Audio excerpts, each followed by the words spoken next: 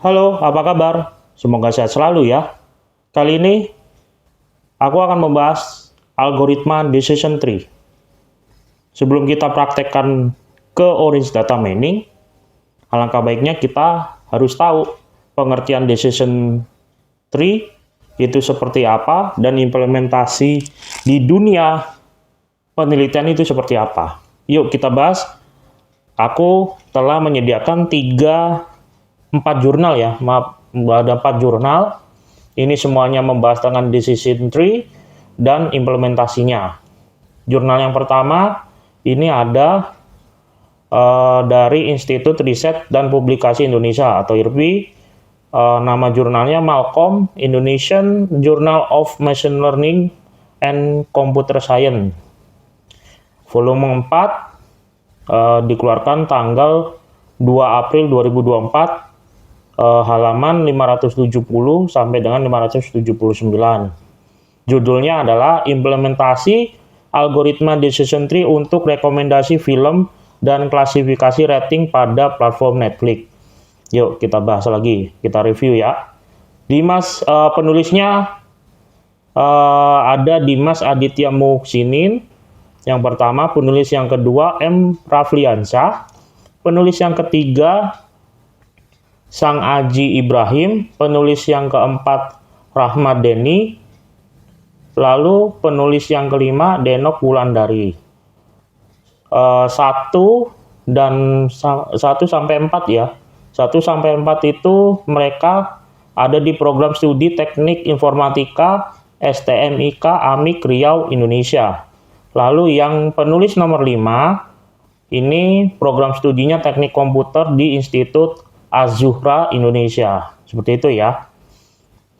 Jadi, kelima penulis ini membahas implementasi algoritma decision tree untuk rekomendasi film dan klasifikasi rating pada platform Netflix. Seperti itu. Yuk, kita scroll langsung ke pengertian dari decision tree. Ini ya pengertian dari decision tree-nya. Decision tree adalah metode pemodelan prediktif ya dalam analisis data yang menggunakan struktur pohon. Namanya decision tree. Tree itu pohon keputusan gitu ya. Tujuannya decision tree adalah untuk menggambarkan serta membuat keputusan berdasarkan serangkaian aturan dan kondisi. Dikutip dari pengertian lainnya, decision tree juga disebut sebagai alat yang kuat dalam machine learning gitu. Dan dapat digunakan untuk memprediksi hasil berdasarkan serangkaian fitur atau variabel input. Nah, ini adalah persamaan decision tree-nya seperti ini ya.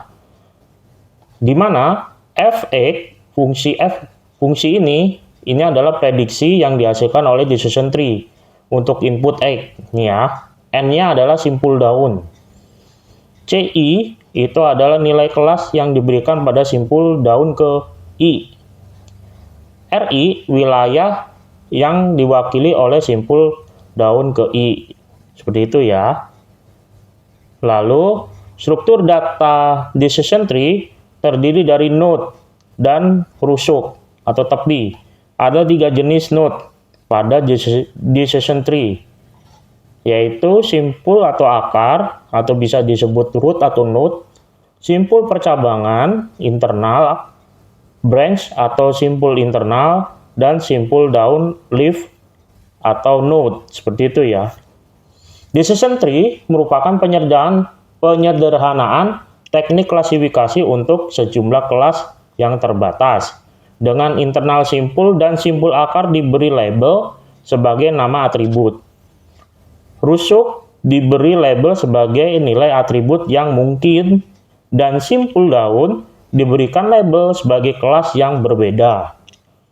Decision tree merupakan salah satu teknik pembelajaran mesin atau machine learning yang menggunakan hierarki aturan klasifikasi struktur berurutan dengan mempartisi dataset pelatihan secara rekursif. Decision tree adalah struktur diagram alur berbentuk seperti pohon. Ya, tree, pohon. di mana setiap simpul bagian dalam menandakan pengujian suatu atribut. Dengan hasilnya, cabang menunjukkan hasil pengujian, dan simpul daun mewakili distribusi kelas. Seperti itu konsep dari decision tree. Nah, decision tree diimplementasikan untuk rekomendasi film dan klasifikasi rating pada platform Netflix. Yuk kita lihat di abstraknya. Langsung saja di sini. Nah, ini ya. Hasilnya mencakup evaluasi model decision tree dengan metrik akurasi, precision, recall, dan F1 score untuk setiap kategori rating, serta visualisasi grafik batang tentang jumlah rating film dan presentasi rating dari 1 sampai 5. Seperti itu ya. Kesimpulannya, menunjukkan bahwa implementasi algoritma decision tree dapat meningkatkan akurasi rekomendasi film dan klasifikasi rating di Netflix. Oke, lanjut ke jurnal kedua. Di sini ada jurnal teknologi informasi murah. Bisa dilihat ya. Nah, ini volume 15 nomor 1 bulan Juni 2023. Oke, kita ketengahan dulu. Nah, judulnya adalah klasifikasi produk menggunakan algoritma decision tree. Oke, jadi dulu. Nah, ini dia. Penulis yang pertama bernama Benny Octavera, lalu penulis yang kedua ada Harma Octavia Lingga Wijaya. Penulis yang pertama berasal dari Prodi Ilmu Komputer Universitas Petulai. Lalu penulis yang kedua berasal dari Prodi Sistem Informasi Universitas Bina Insan. Nah, langsung saja ke abstraknya biar kita mengetahui implementasi decision tree pada klasifikasi produk.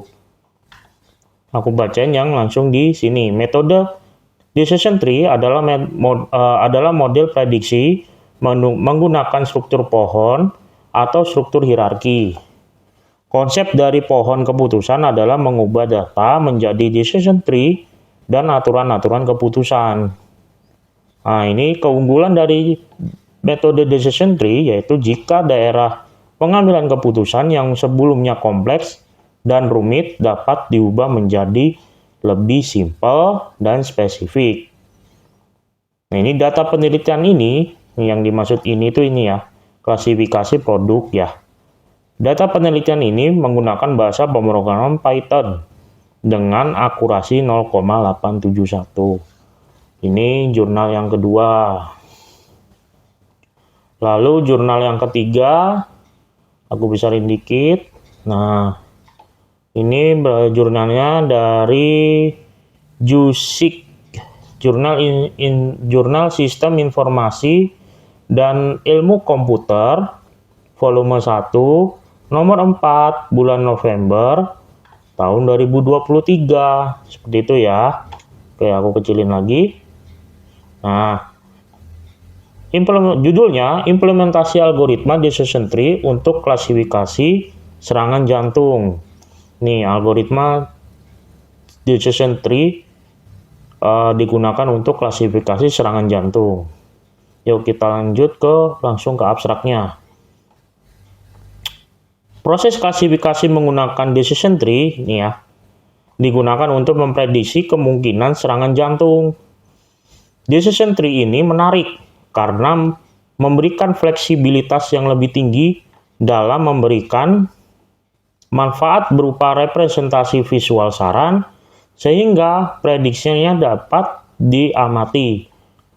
Data yang digunakan dalam penelitian ini adalah data Heart Disease Prediction Dataset dengan jumlah data sebanyak 303. Kemudian dilakukan prediksi menggunakan decision tree sehingga didapat hasil akurasi sebesar 83,6%, precision-nya 89,28%, recall-nya 78,01%, 12% dan F1 skornya sebesar 83,33%. Seperti itu ya. Lalu jurnal yang terakhir, nah ini dari jurnal Kesatria. Titik 2, jurnal penerapan sistem informasi, buka kurung, komputer dan manajemen, tutup kurung. Volume 3, nomor 1, bulan Januari 2022. Halaman 53 sampai 61. Penerapan data mining dalam menentukan kelayakan penerima bantuan sosial. PMKO itu pemerintah kota ya, dengan algoritma C4.5 kasus kantor kelurahan Martoba. Jadi di decision tree itu ada dua ya. Itu ada ID3 dan ada C45. Jadi decision tree itu dibagi menjadi dua. Ada C45 itu algoritma C45 dan algoritma ID3, ID3 gitu tulisannya. Oke, langsung ke abstrak. Nah, bantuan sosial yang biasa disebut bansos merupakan program pemerintah, seperti itu ya. Langsung ke nih, dalam penelitian ini, gedein ya. Nah, biar kelihatan. Dalam penelitian ini memiliki parameter yaitu jumlah tanggungan, pekerjaan, penghasilan, dan status rumah. Dengan menerapkan data mining algoritma C45, diharapkan dapat mempermudah dan mempercepat pegawai dalam menentukan penerima bantuan sosial PEMKO pada kantor kelurahan Martoba, seperti itu. Jadi banyak sekali manfaat dari algoritma decision tree ini, mulai dari di dunia produk, klasifikasi produk, lalu bisa mendeteksi serangan jantung, lalu ada bisa untuk rekomendasi film atau Netflix, seperti itu. Nah, kita sudah tahu nih pengertian kegunaan dari decision tree. Nah, sekarang kita praktekkan ke dalam Orange Data Mining. Bagaimana cara input datanya, lalu cara mentrainingnya dengan widget tree, lalu memprediksinya, lalu membuat pohon keputusan bagaimana. Simak terus di video ini, aku akan kasih tahu step by stepnya sampai analisisnya. Nanti aku akan jelaskan. Oke?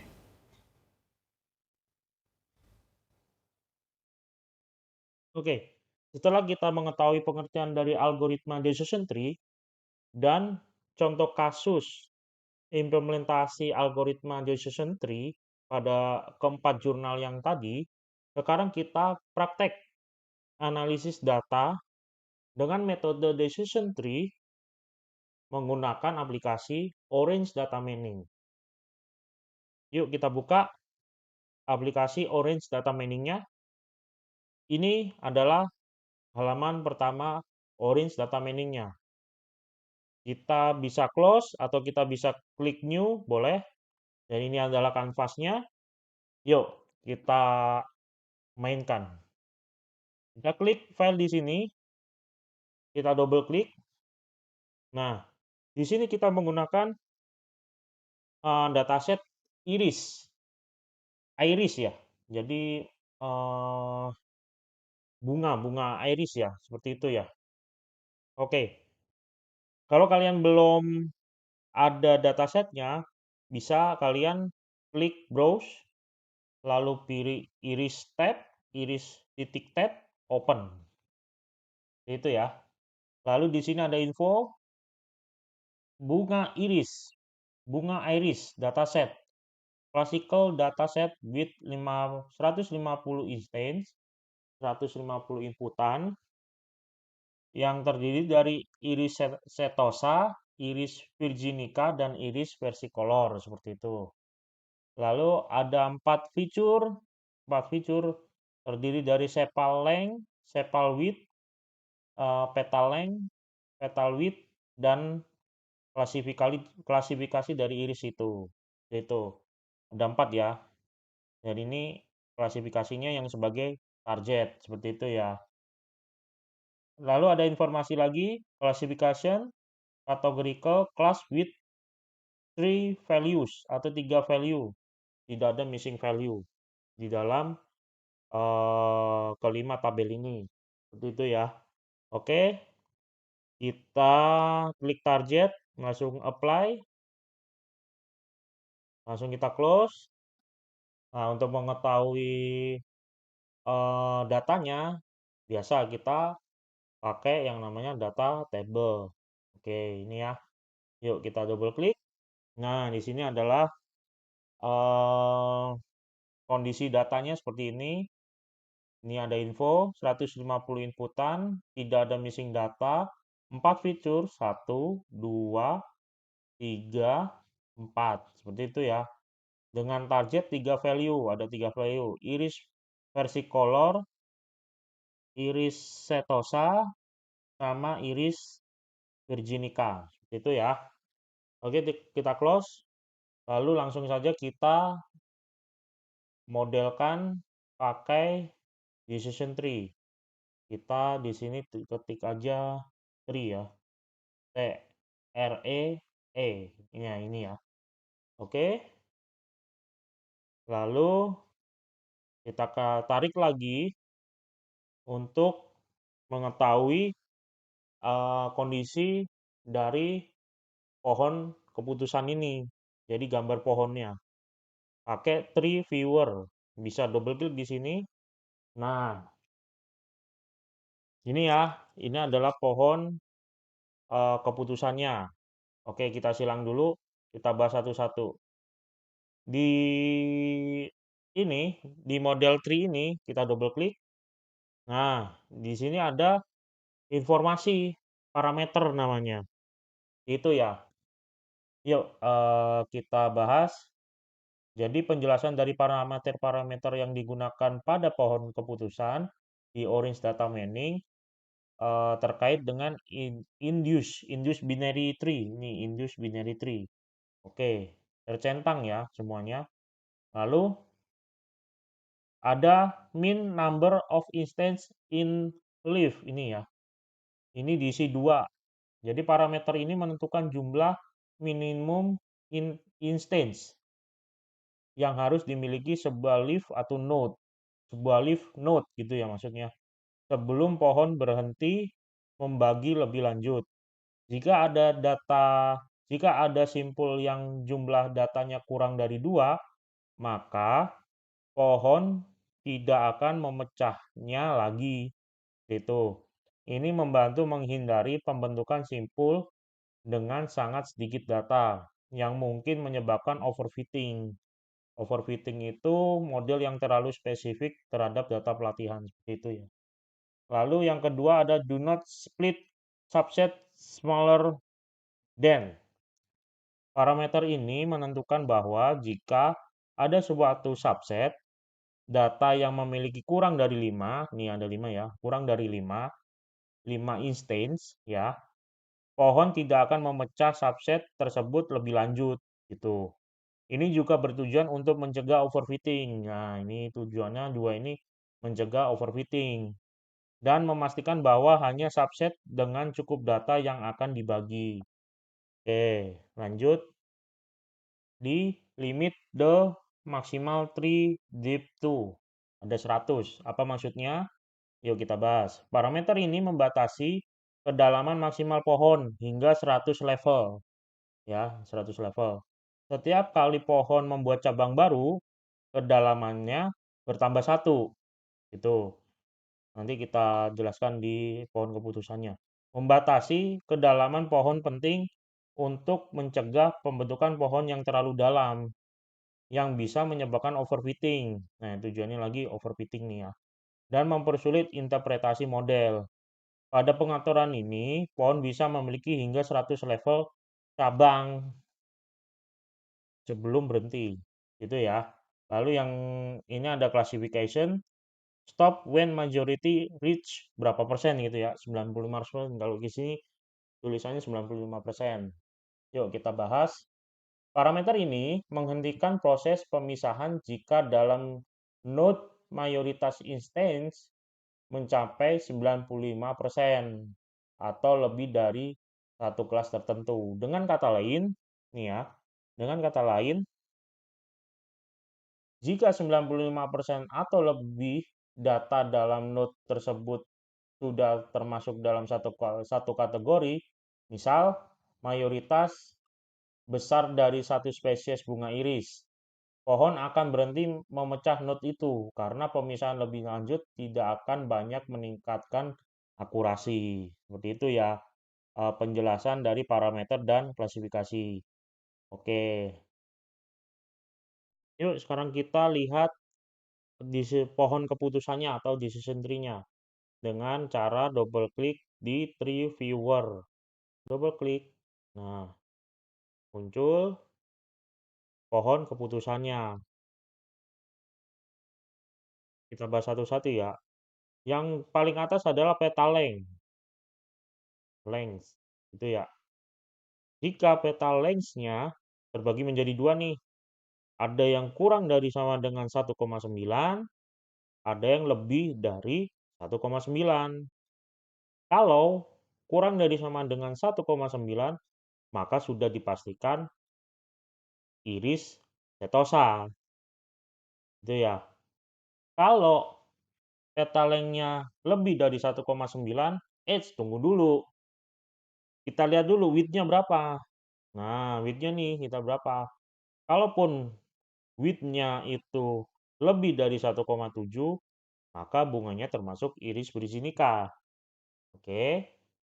Nah, kalau width-nya kurang dari sama dengan 1,7, tunggu dulu. Kita lihat dulu length-nya lagi. Nah, length-nya lagi kita lihat dulu.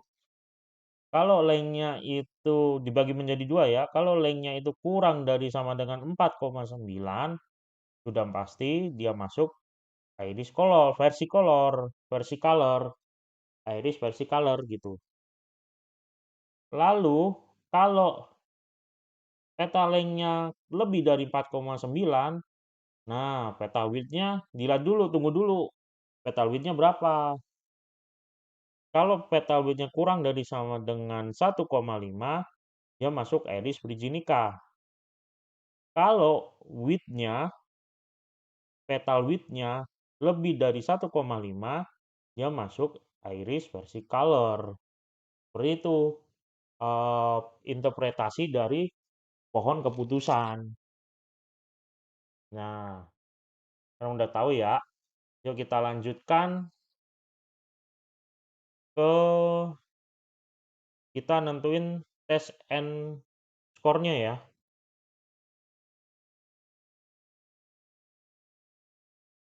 Oke, kita lanjut ke test and score-nya. Nanti aku akan bantu untuk interpretasi dari tes tes and score dan confusion metricnya gitu ya. Oke, kita tarik di sini test and score. Nah, mantep kan? Kita double klik, masih kosong ya, karena data tree-nya belum kita masukkan ke sini. Lalu kita tarik lagi confusion metric. Nah, ini dia. Masih kosong ya. Oke, kita tarik nih data tree-nya ke sini. Tek. Oke, muncullah. Nah, ini dia. Gini aja deh. Nah, biar teman-teman melihat kalau kurang gede di zoom aja ya, teman-teman ya. Oke, ayo kita interpretasi dengan model decision tree. Nilai AUC. Kemarin AUC apa ya? Area under curve. ROC ya, curve. Itu nilainya 0,93. Nah, AUC ini mengukur kemampuan model untuk membedakan antara kelas-kelasnya. Nilainya 0,963 itu menunjukkan bahwa model memiliki performa yang sangat baik. dalam membedakan kelas yang tadi, Iris Santosa, Iris versicolor, Iris virginica. Nah, semakin dekat mendekati satu, ya semakin baik modelnya dalam memprediksi kelas dengan benar gitu. CA. Ayo, kemarin apa CA? Classification, akurasi. Nilainya cukup tinggi nih, 0,933. CA ini mengukur proporsi prediksi yang benar dari keseluruhan prediksi. Nilainya 93,3%. Kalau aku persenin ya, itu menunjukkan bahwa model mampu memprediksi dengan benar sekitar 93,3% dari semua instan yang diuji. Instan itu inputan yang diuji gitu ya. Oke, lanjut ke F1 score. Nilainya 0,933 sama kayak klasifikasi akurasi. Nah, apa sih F1 score? F1 score itu adalah rata-rata harmonis antara precision dan recall.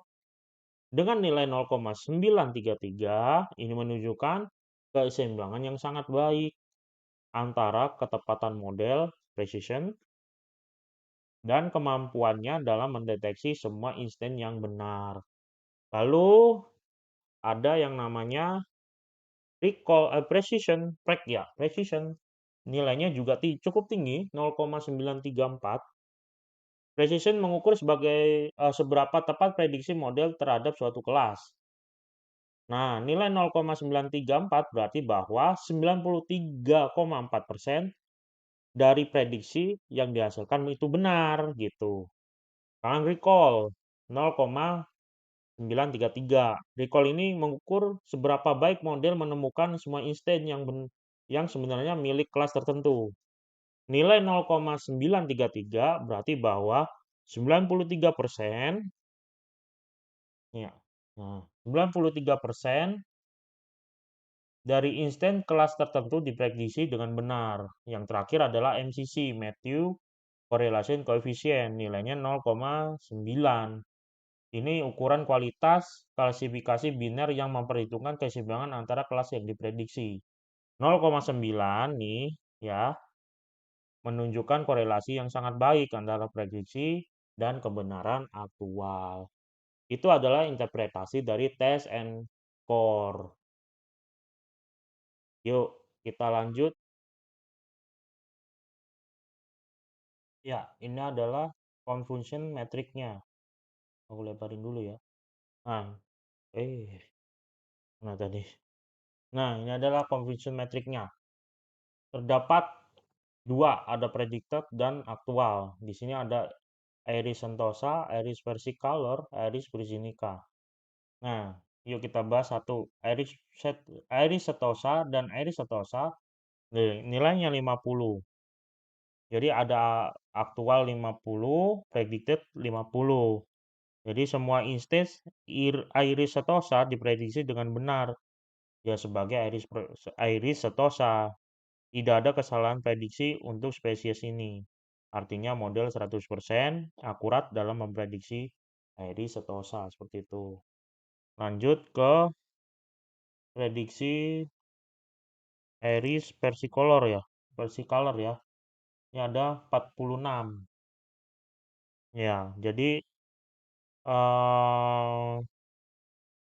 aktualnya 46 ya.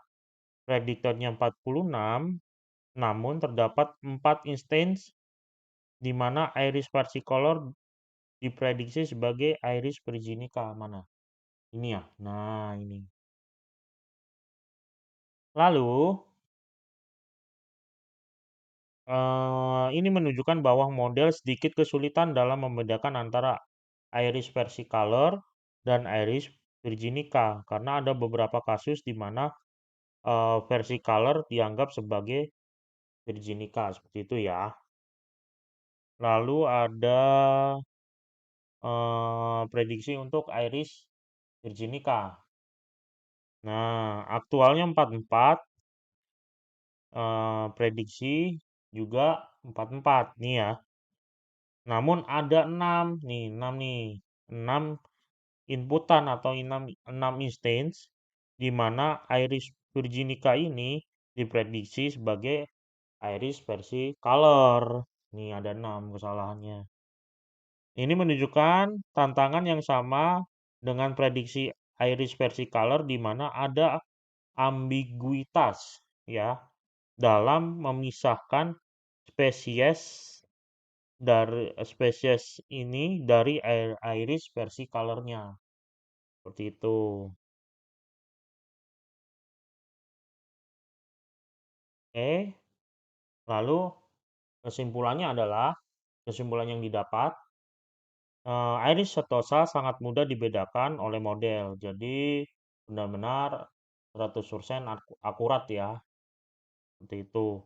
Dengan tidak ada kesalahan prediksi. Lalu sebagian besar iris versi color dan iris virginica diprediksi dengan benar.